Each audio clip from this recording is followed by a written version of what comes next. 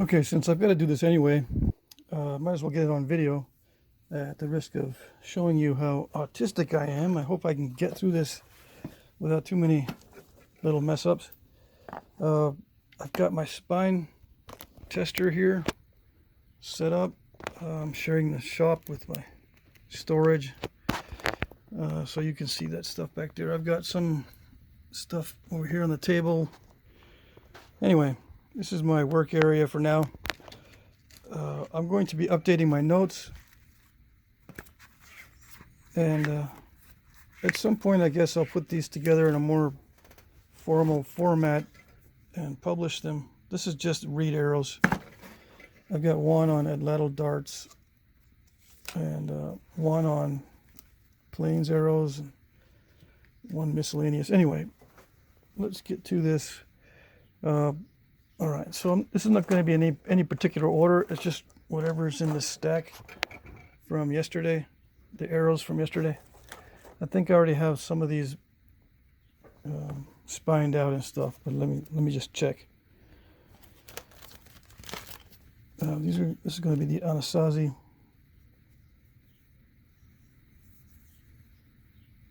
Okay, so this one here is already spined out at 40 pounds. Just let me check here. I had a question on if it's do I spine with the foreshaft and all that? Yes, I do. Some of these main shafts are less than 26 inches. If the main shaft is less than 26 inches, right, I spine with the foreshaft. Otherwise, I just spine the main shaft, and there's about a ½ inch hanging off the end here. It's a 26-inch span on the spine tester, about a ½ inch hanging, or 3/4 of an inch hanging off the end. And then I spine in wherever this tester falls, right? Okay, so this is a 2-pound weight. And let's just check this spine here. I got to zero it. I lost my little locker here to zero it out. So I've got to hold it manually. Okay, so set it to 0, put the 2-pound weight on it, and this one is actually around 30 pounds. Let's try it at the other end with just the arrowhead hanging over 3/4 of an inch on the other side, or an inch or so.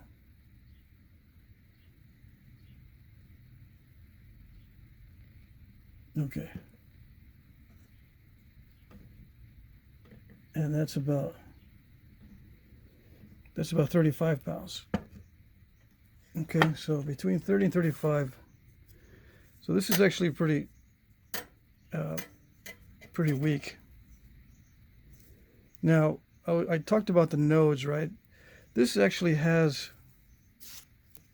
more nodes than it probably should have, and it's from a weaker part of the reed, right? The upper part, the walls of the reed are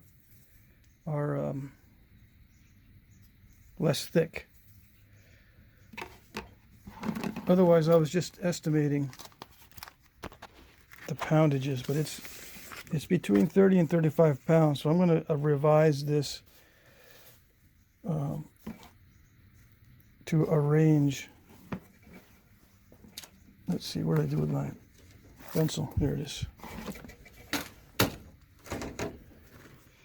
So I'm going to go to, instead of 40, I'm going to put a range here, 30 to 40 pounds. Okay, because I know if I find long enough reed that has less nodes than this, it's going to be a heavier spine. Okay, so I think the upward limit is going to be about 40 pounds. Now there's a rule on spine, right? There's a formula. It's always a 26-inch span, right? So the formula is you let's see if I get this right. Divide the span by the deflection, and that is your spine weight. Okay, so if I take, let's see here. If I take, let's say it's a 26-inch span, right? And divide it by 0.5, which is a half inch. This is going to be in inches. You're going to get 52 pound spine weight. Okay.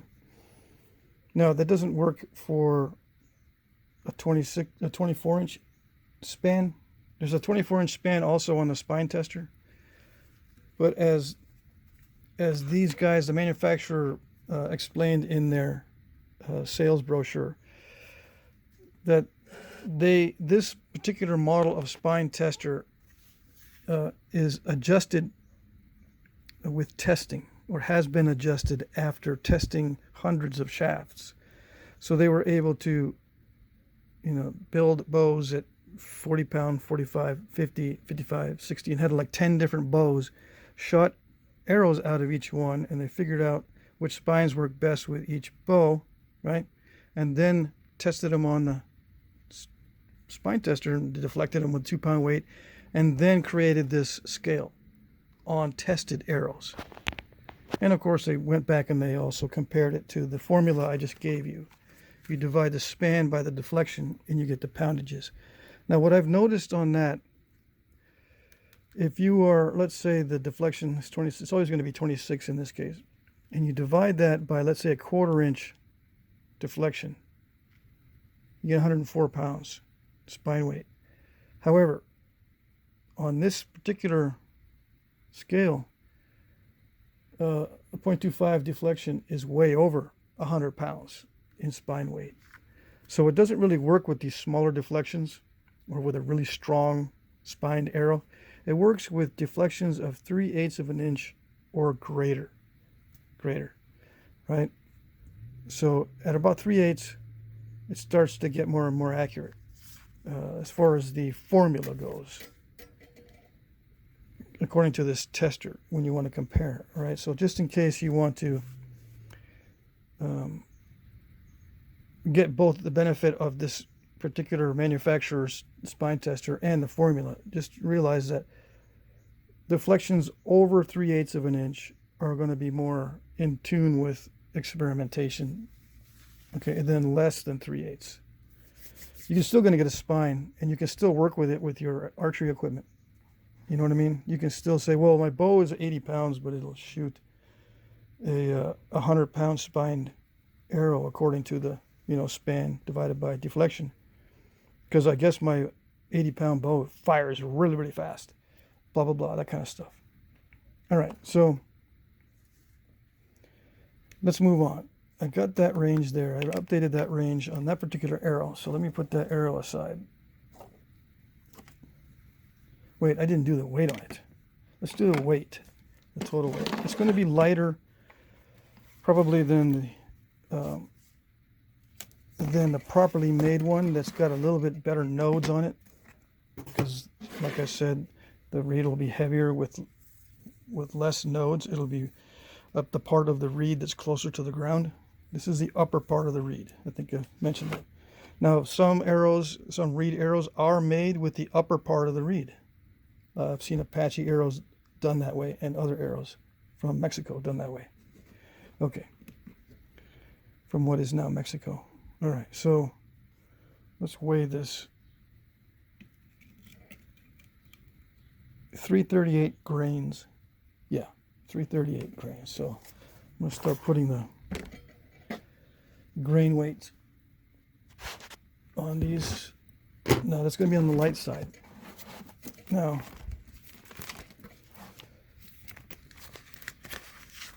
what I'm going to do is, let's see, I'm going to assume at the lower weight, 30 pounds, 338 grains. I already forgot. Let's do it again.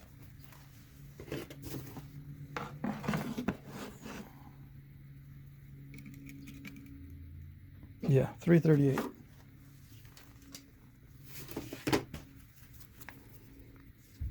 So, depending on autofocus, I hope it's working.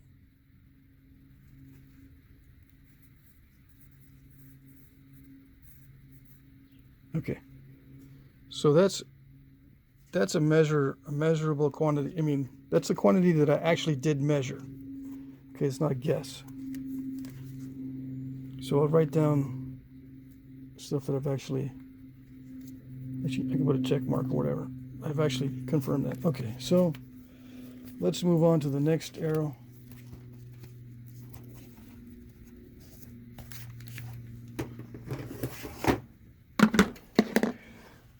No particular order. Now, what's cool about this is I've got two arrows.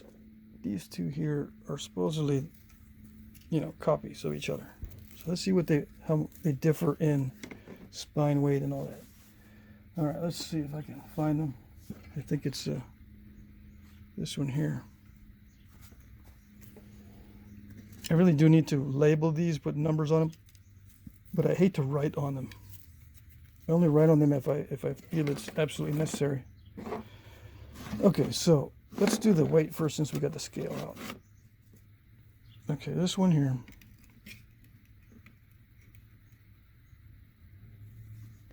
$278.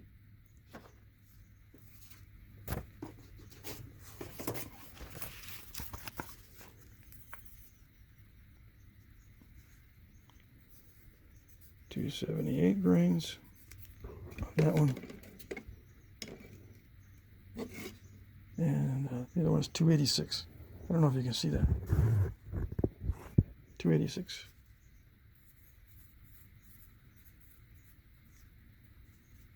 Okay. Now, let's spine these. The 284. Well, switch back to 284. All right, the 284. It's important that I get the spine according to the one that's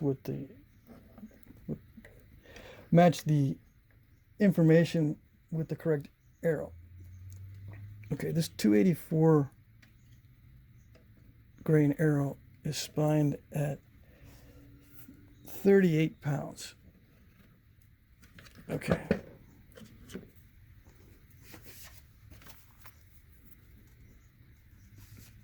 $286. 38 pounds. Okay. I've got 30 pounds as, I guess it's my estimate. Okay, let's look at the other ones. Or these shafts may have dried. There's all kinds of reasons why these spines may vary. They may have dried out and stiffened up a little bit. Let's see here.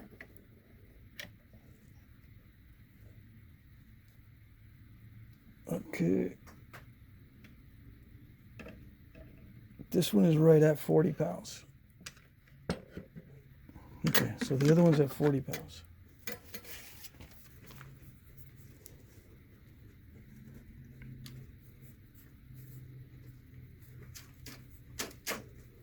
Okay, so if you look, the heavier one is actually the lessened spine. Okay, and that happens sometimes. So this range here, I'm going to have to do another range from 30 to 40.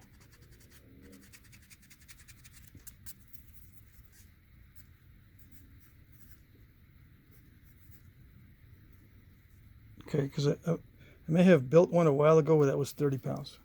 It's been a while since, I can't remember how I got these spines, okay?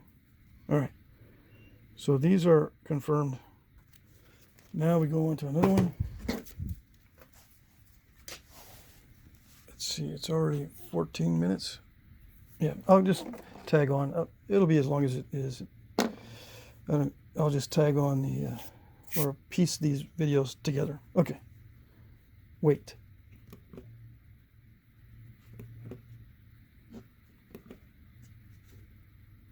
And I'll put this information in the other video, in the description. And I'll just copy it over to this one too. All right.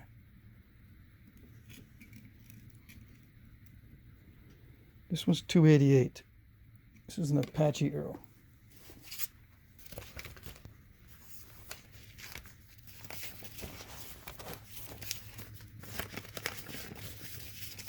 Okay, so put away that one. That's this one here, right? It's got the red tip, yeah. 288.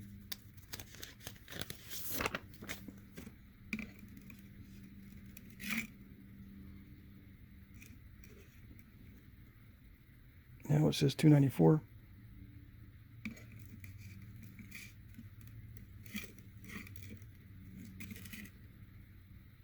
No, we'll go with 294 then. 292. All right, it's all over the place. 292.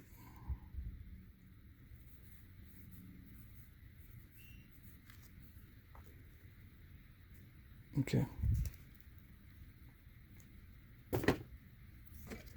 And the spine. I'm going to zero it in. Apply the weight. And this one is about 44 pounds. Okay.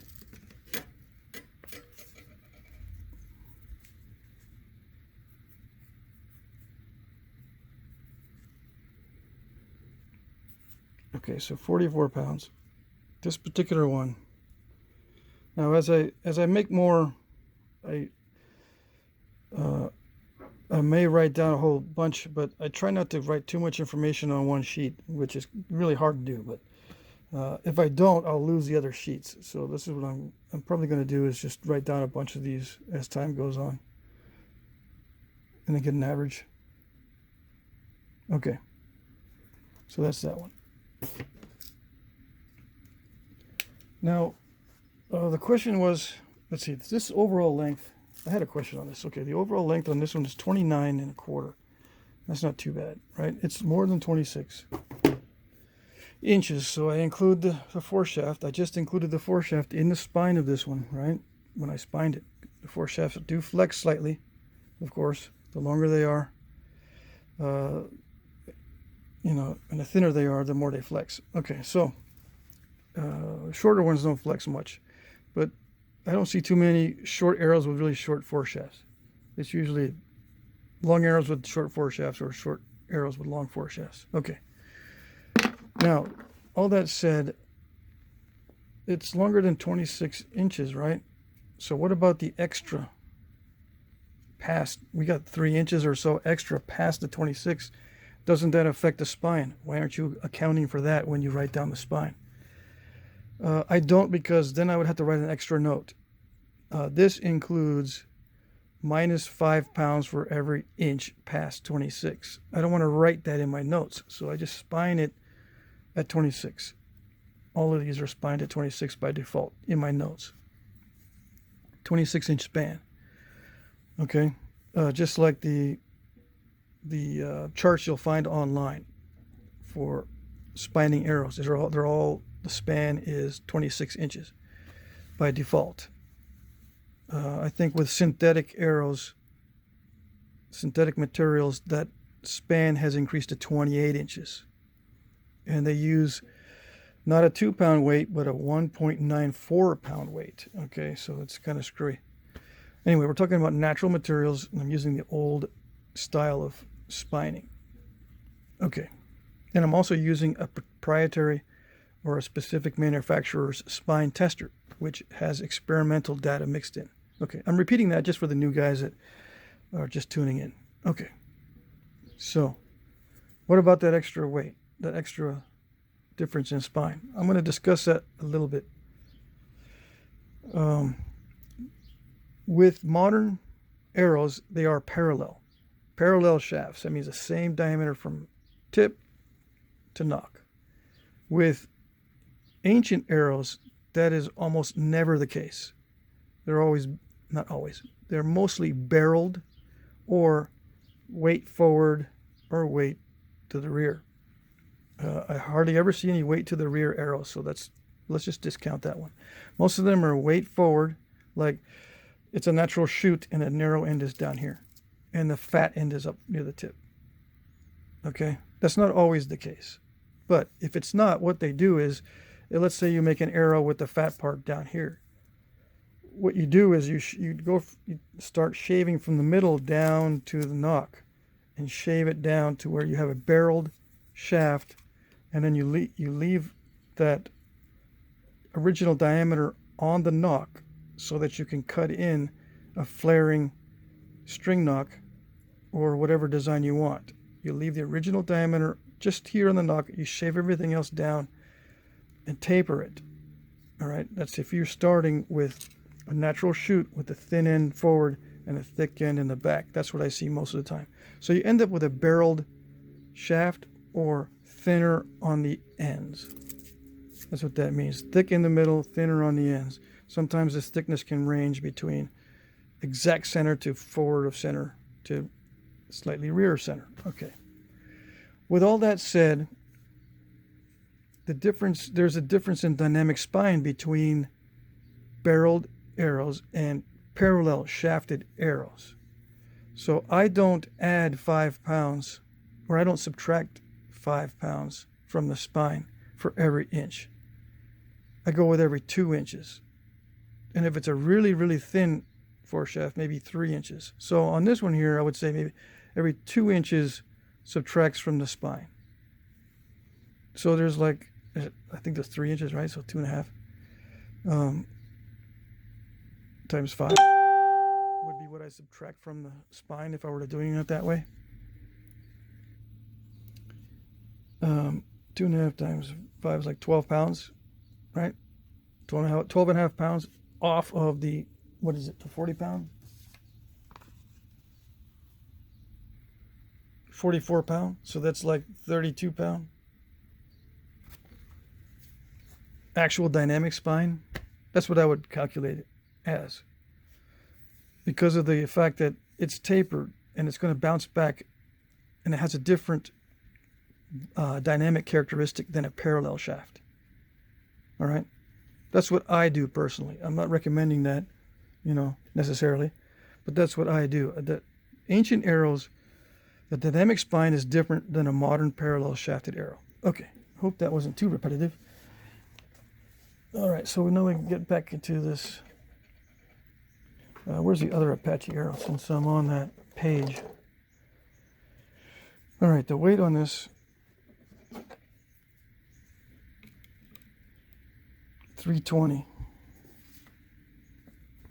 Now, which one is this one?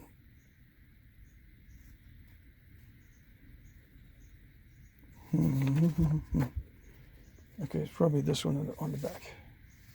Black with a single ring, yeah. All right, it's probably this one here. So 320, right?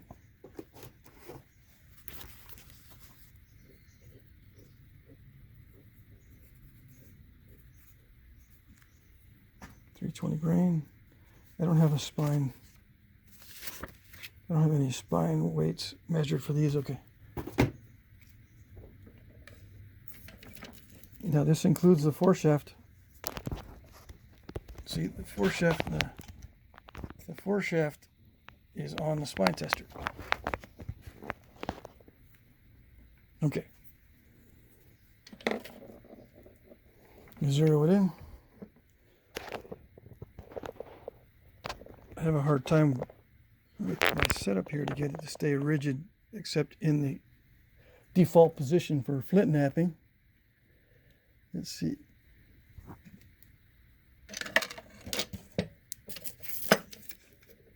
Here we go with the autism.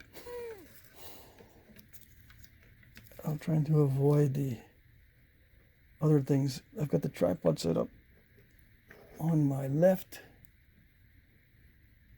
and a light on my left, although I didn't turn it on. All right, let's see if I can do this. This one's actually exactly at 50 pounds. I don't know what I said it was in the other video. 50 to 60, right? This one is actually exactly 50 pounds.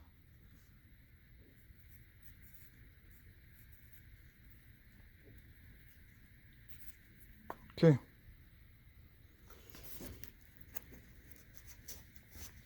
Now these spines could change, right?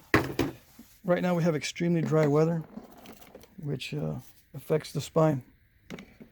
In humid weather, the spine could loosen up or could could increase. Changes in temperature will affect the spine. Okay. I think that's it for the Apache ones. Yeah. All right. So now, see if I can find this one.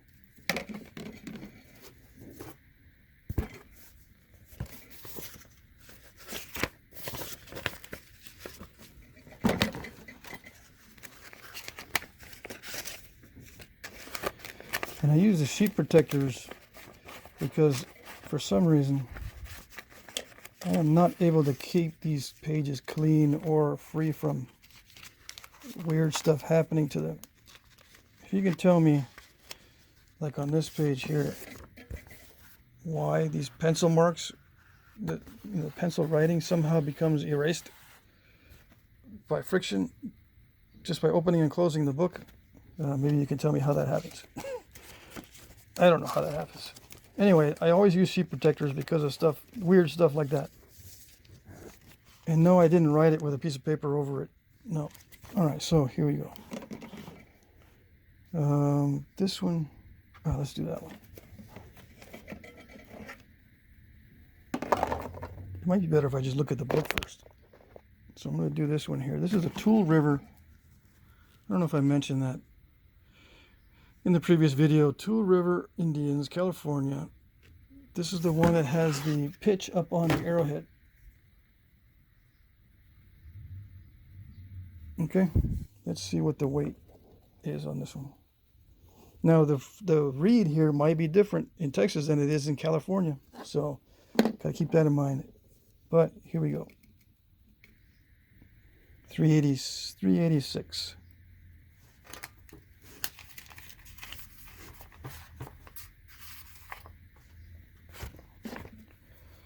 So let's see, 386 grain.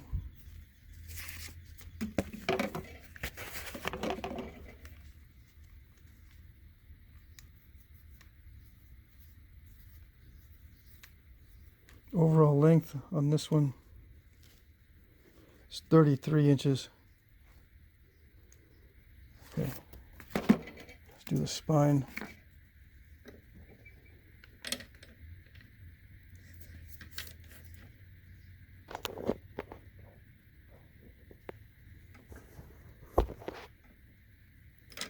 Okay, I gotta zero it in.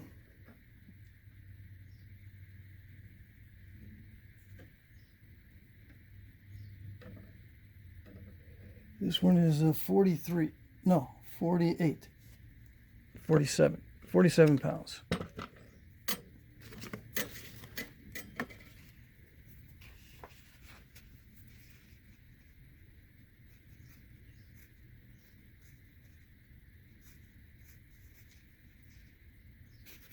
Okay, so I've got an estimate here. 40 to 50 pounds. It came in at 47 pounds. 386 grains for this West Texas type of reed. Okay.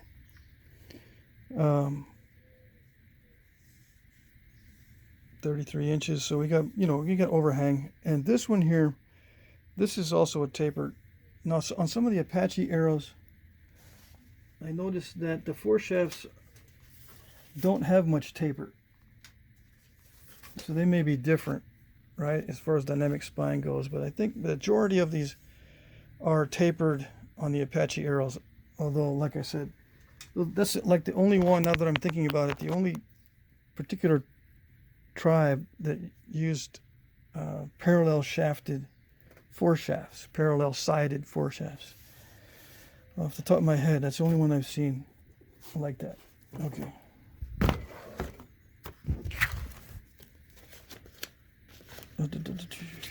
Although the ones that I've made are not like that, and they're taken out of the book, so they are tapered in the reference material as well. Okay, so I got those two. I don't think I'm forgetting anything on that. Okay, next arrow. I want to go back to the Anasazi. Let's see. Let me tag the rest on to the next video. I'll be right back. Okay.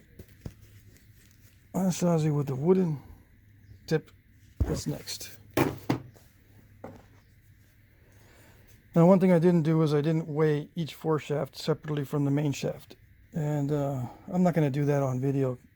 That's just, I'm having a hard enough time as it is trying to weigh the whole arrow. Okay.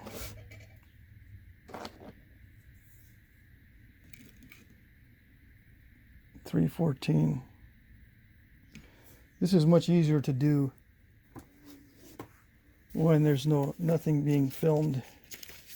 I don't have the camera in front of my face and stuff. Let's try that again. 314. 314 grains.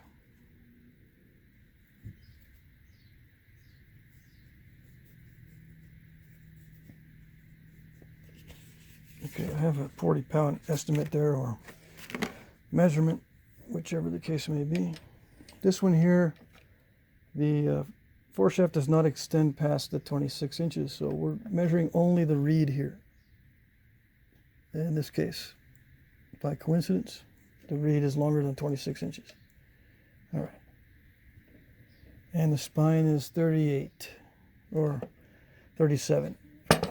What happens is when these are on the spine tester, when these are up on the spine tester, and I put the weight on it, it continues to deflect the longer I leave the weight. So it starts out maybe 38, and then it goes down to 37 and stabilizes. That's why I changed the reading there.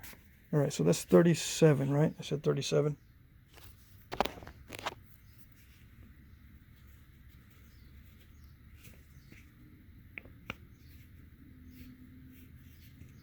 £37. Okay.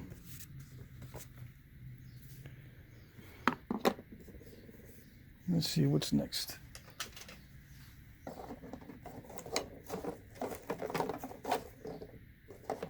Another Anasazi arrow. Now this one is extremely long. But you see they tapered it quite a bit. If this was a parallel shaft, if this was a parallel sided foreshaft, then it would be a different dynamic spine. But since they taper it, it's very springy. It doesn't put as much stress on the arrow.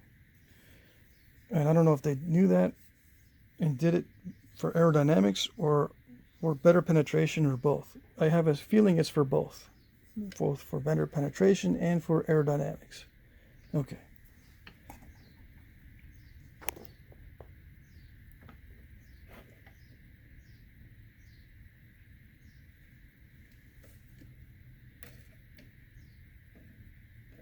That one's right at 41, yeah, 41 or 42 pounds. Okay, so that one is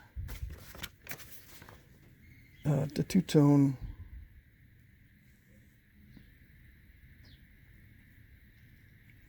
Let's see which one this is, number 4. I don't know if I marked this as number 4.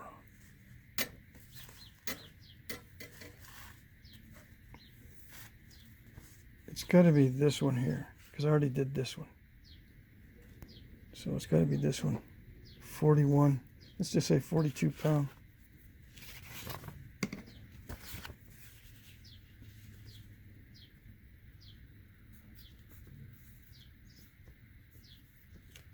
Okay, I had 35 before. Let's try the weight.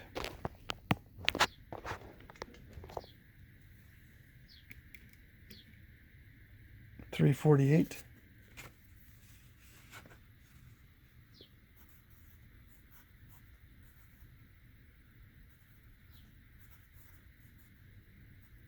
.348 grain.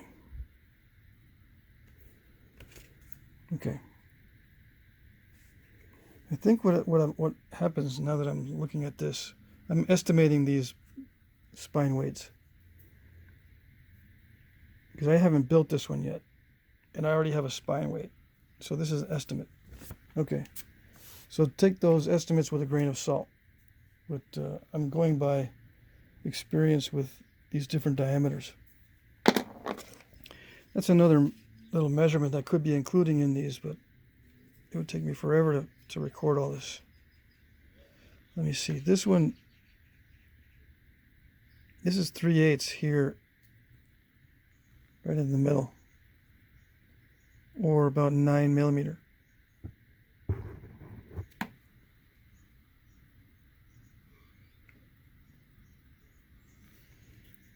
Okay. This is a pretty common main shaft. Ouch. I hit the arrowhead on the steel. This is a pretty common diameter that I see for these Southwest arrows. Okay. 3/8, right about the middle where the fulcrum is, where the balancing point is.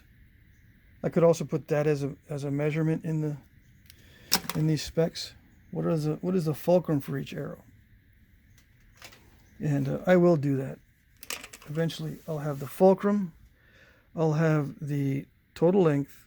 I'll have the weight combined, foreshaft and main shaft. Weight separate for foreshaft and main shaft. Spine with a 26-inch span. And spine with adjustments for the extra length of the foreshaft, using my formula of 2 inches subtracts 5 pounds from spine instead of the 1 inch subtracting 5 pounds from spine, and yada yada yada. I probably left something out there, but I will have those in there. I'll take some time and put all those measurements in the description eventually. Okay, let's move on to the next one.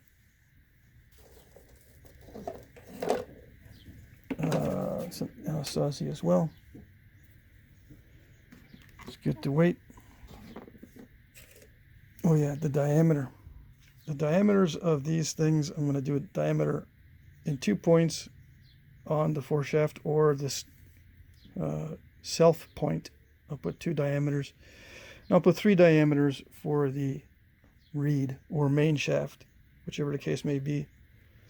Unwrapped diameter near the tip, unwrapped diameter near the nock, and the fulcrum diameter, or where it balances.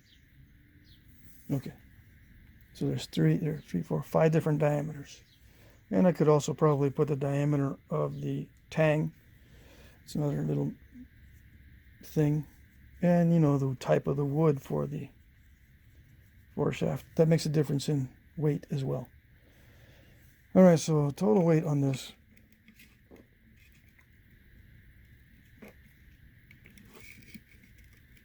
Let's see, 378.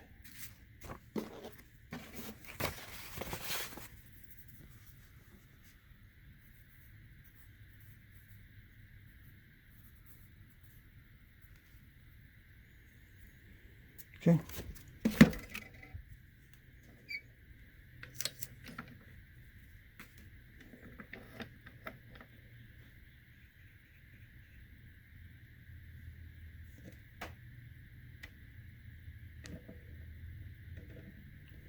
And that's 42 pounds.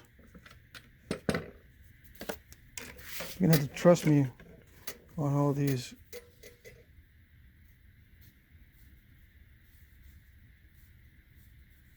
But believe me, I'm not gonna write all this stuff in my notes and then erase it later because it was all fake. Okay, so that's 42 pounds, which I was pretty close on my estimate. Okay. Now, what's next? One more. Oh, let's see. That one. I have another one here, right? This one, let's see. This is an Allely as well. Let's see.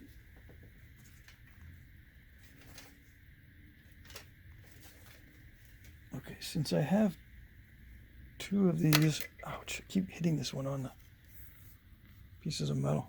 Okay, so these 2 main shafts have the same configuration. Okay, I'm going to measure. Yep, I'm going to see if I can do specs on this one. See, but this one doesn't reach. This one does not. Trust me, it does not reach the other side. It's less than 26 inches. Doesn't reach. So, I gotta see if this. I'm pretty sure. Yeah, there's 2 parts. I can put this foreshaft into this other one. All right. and then do the spine. Okay.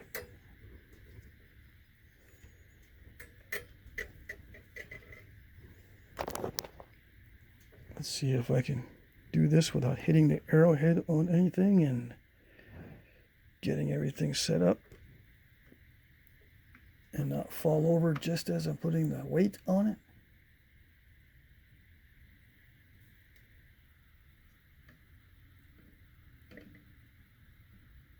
This one is about 33 pound spine on this one. 33. This one is the long one with the red. This one, 33.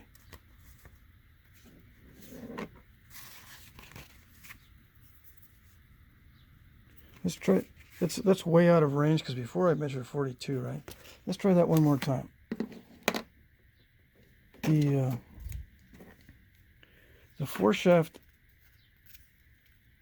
it rocks in here. I don't know if you can see that. It's not a tight fit on this particular one. Let's see. I needed to get it tight, so see if I can put a piece of thread in here or something to tighten that up.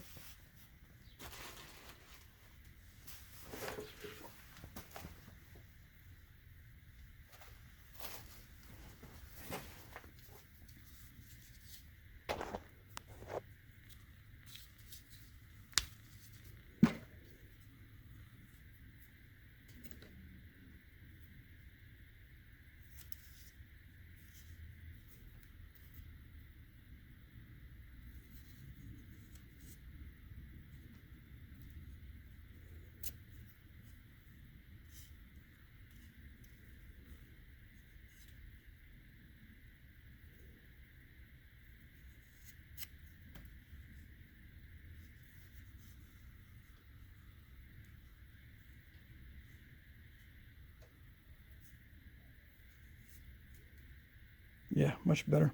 Okay. Let's try this again.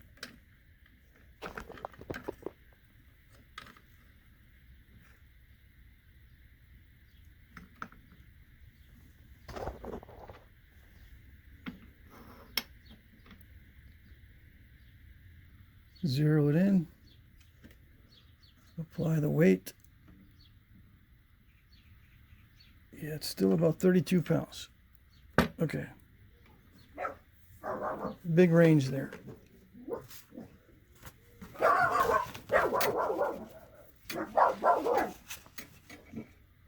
right, so it's this one here.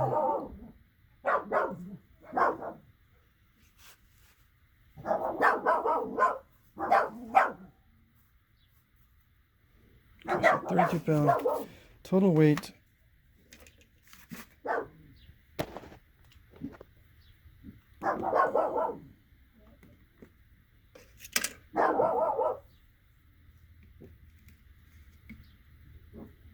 $326.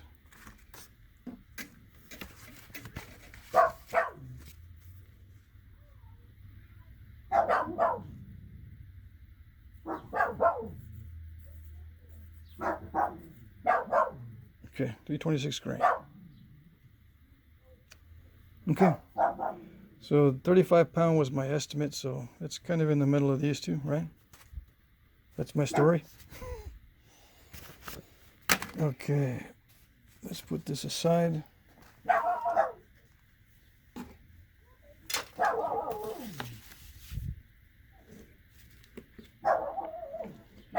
Let's see, that tear was 14 grains. Let's see. Before I hit the tear button, there was 14 grain difference. 340. Oh, gotta revise that upward. 340 now. You gotta zero out the scale every now and then. It's now measuring 340.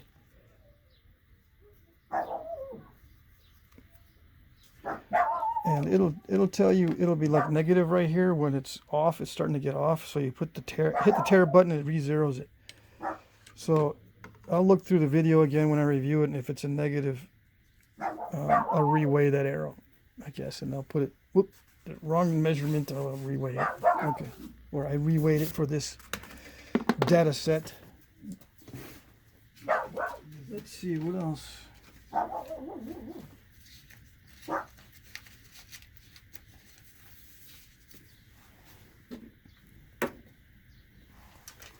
Just as a side note, as you can see, a lot of these museum displays do not have nearly this much information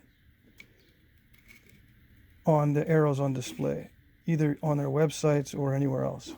They might have it somewhere in a lab or in the notes from some archaeologists, but usually they don't publish those. So you got to go out and make your own. Okay. Not always easy to find the right materials. All right, so this one, 374 grains on this particular one here. This one is a Hopi Indian one, 374.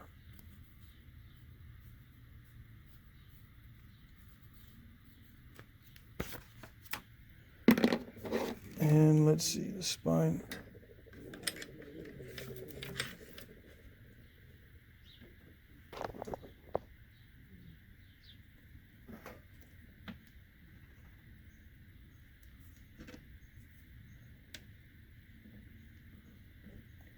This is about 57 pounds. Let's try that one more time. Let's re-zero this.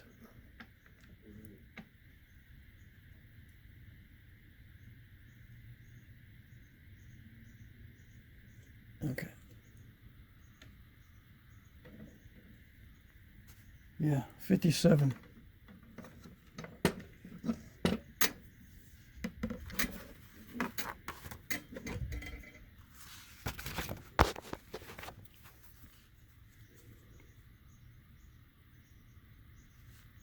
I don't know, that autofocus is not that great.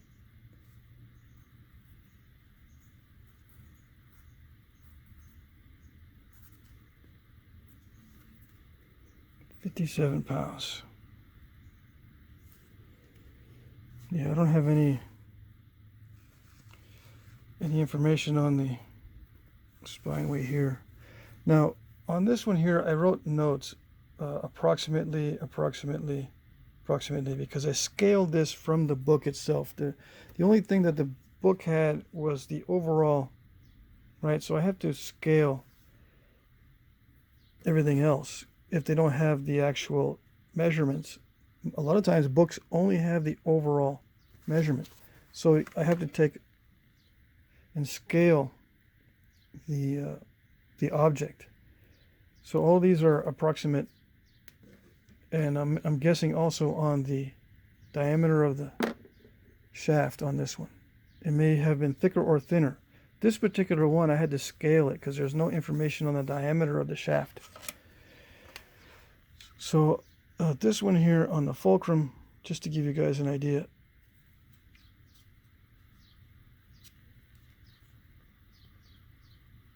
is 3/8, again about 9 millimeters.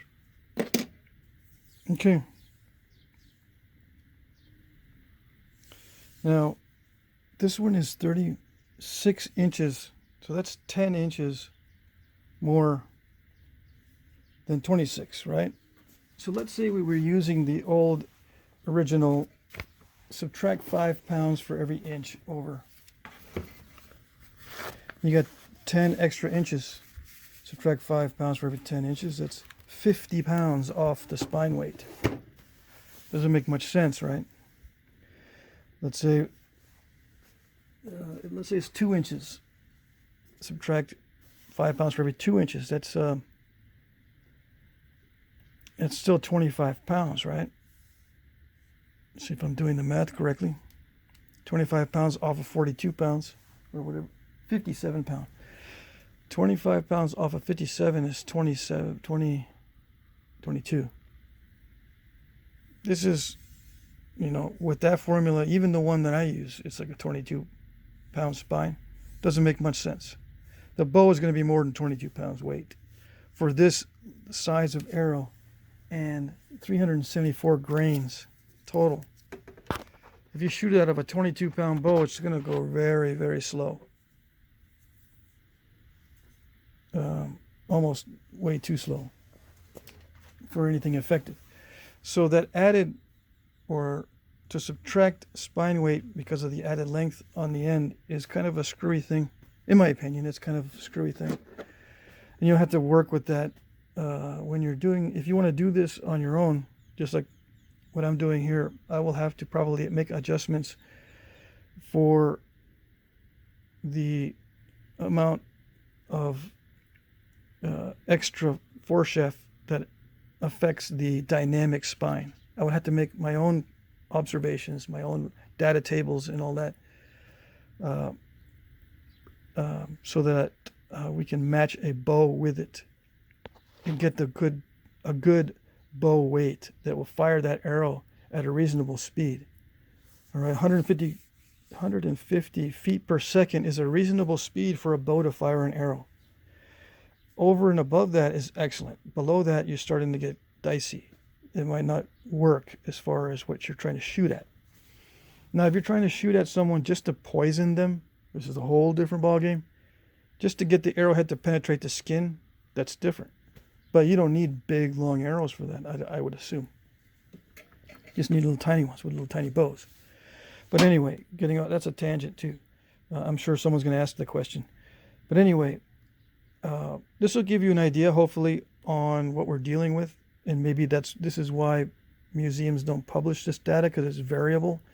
It could be highly influenced by weather, by locality. Some reeds in some locations are totally different than others, even though they're exact same species. And let's say you transplant reed from this particular outcropping to another area, different elevation, different rainfall conditions, and you end up with two adult plants at the same age being drastically different in spine weight and wall thickness.